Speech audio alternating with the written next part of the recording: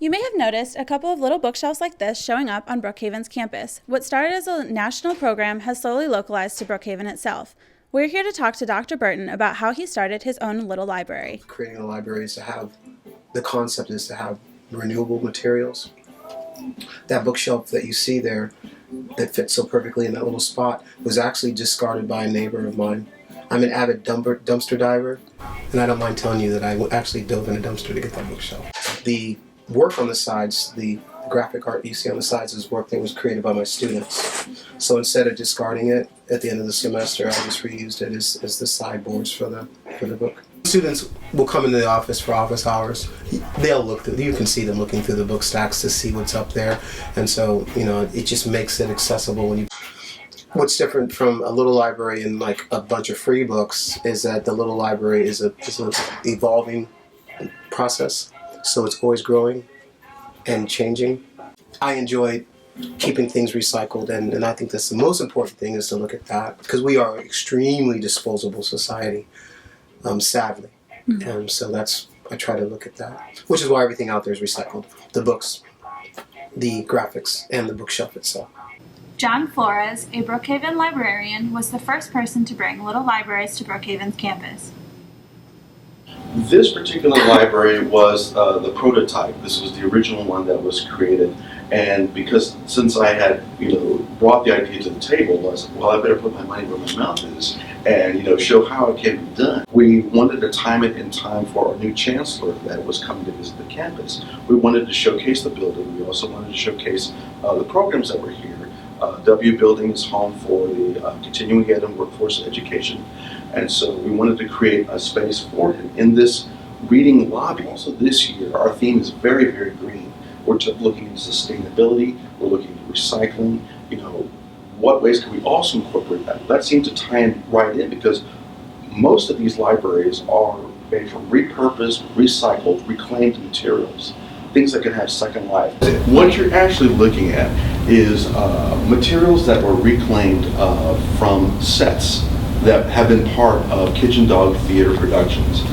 Some of the materials, like for example, I think this door panel right here was part of a production of Jihad Jones and the Kalashnikov Babes. Very, very, very wild and rambunctious comedy satire.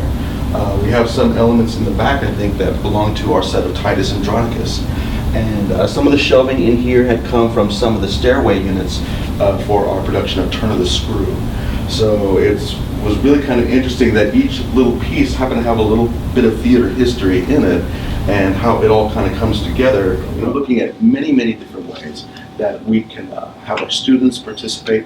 They can participate right now, just by coming and visiting the library, partaking of, bringing in books, sharing it, checking it out. We have these wonderful sign-in logs where students can come in and say, I'm checking this book out, and if they have suggestions or feedback, we'd love to get their information here.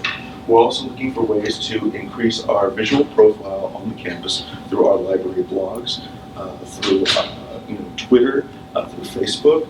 That's something that we're wanting to get students to help us to raise our profile in that direction as well. Because ideally we would like each library, because it's housed in a particular division, that the collections that may initially be created are evocative of the resources and the people that make up that particular division as well.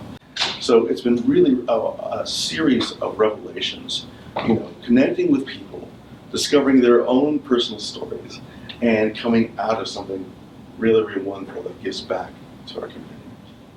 After a committee meeting with John Flores, Dr. Ricardo Gonzalez was the first person to volunteer to set up Brookhaven's second little library.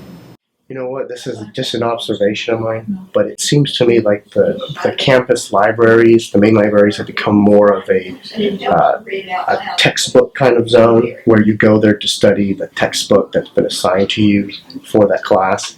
And it shouldn't be like that, because there are plenty of books that are just for leisure as well at the library. But for some reason there's, I don't want to say stigma, but there's this kind of maybe a paradigm, like a cultural paradigm, where the library is only used to study, text from the class. So I thought the little libraries was a good way to put it in a high traffic area where you didn't have to, let's say, search through thousands of books, but you had a select few of a couple dozen books you could just look at really fast and say, I can use this now. Georgia Alvarez's department has focused on utilizing the spaces in their building that students use, including updating the furniture and getting more books. Program through a meeting that I was at with our student reading engagement team, and someone brought that to the table as one of the ways we can engage our students here at Brookhaven College into reading and into the reading program here on campus.